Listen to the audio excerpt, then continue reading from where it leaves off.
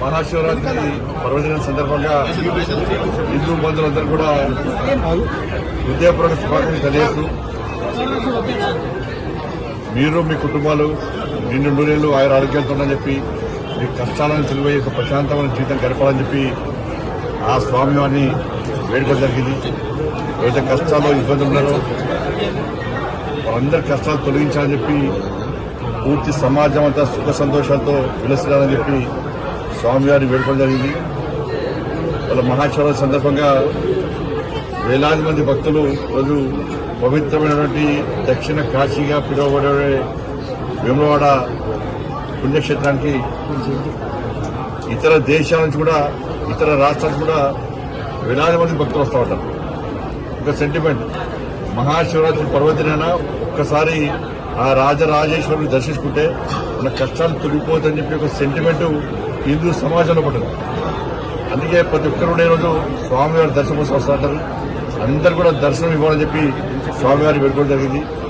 ఎందుకంటే మన ప్రియతమ నేత నరేంద్ర మోడీ గారు అంతకుముందే శక్తివంతమైన దేవస్థానం. ప్రియతమ నేత నరేంద్ర మోడీ గారు, దేశ ప్రధాని నరేంద్ర మోడీ గారు ఈ పుణ్యక్షేత్రానికి వచ్చి ఆ రోజు దర్శనం చేసుకున్న తర్వాత దేశవ్యాప్తంగా ఒక చర్చ జరుగుతున్నది. ప్రతి ఒక్కరు కూడా దేశవ్యాప్తంగా హిందూ సమాజంతో కూడా ఒక్కసారైనా వేములవాడ పుణ్యక్షేత్రానికి వెళ్ళాలి. మోడీ గారు కూడా వెళ్ళి దర్శించుకున్నారు. కాబట్టి ఆ పవిత్రత ఏందో, ఆ శక్తి ఏందో మోడీ గారు దేశాన్ని చాటారు. మరి అటువంటి దేవస్థానాన్ని ఒకసారి దర్శించుకోవాలి, అటువంటి రాజరాజేశ్వర స్వామిని దర్శించుకోవాలని చెప్పి దేశవ్యాప్తంగా ఒక ఆలోచన సమాజంలో కూడా వచ్చింది. మరి అటువంటి మహానుభావుడు ఇటువంటి శక్తివంతమైన పుణ్యక్షేత్రం దర్శించుకోవడం అదృష్టంగా భావించడం. మరి ఈరోజు మహాశివరాత్రి పర్వదిన సందర్భంగా ఏర్పాట్లు చాలా బాగున్నాయి.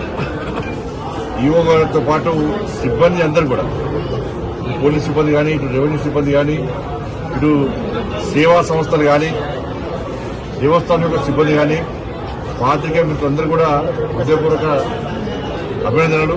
అందరూ కలిసిమెలిసి సాయంత్రం వరకు కూడా, రేపు ఉదయం వరకు కూడా ఈ మహాశివరాత్రి పర్వదినాన్ని ఇదే ప్రశాంతమైన వాతావరణం జరుపుకోవాలని చెప్పి అందరికీ విజ్ఞప్తి చేస్తూ మరొకసారి హిందూ బంధువులందరూ కూడా మహాశివరాత్రి పర్వదిన సందర్భంగా హృదయపూర్వక శుభాకాంక్షలు తెలియజేస్తూ భారత్ మాతా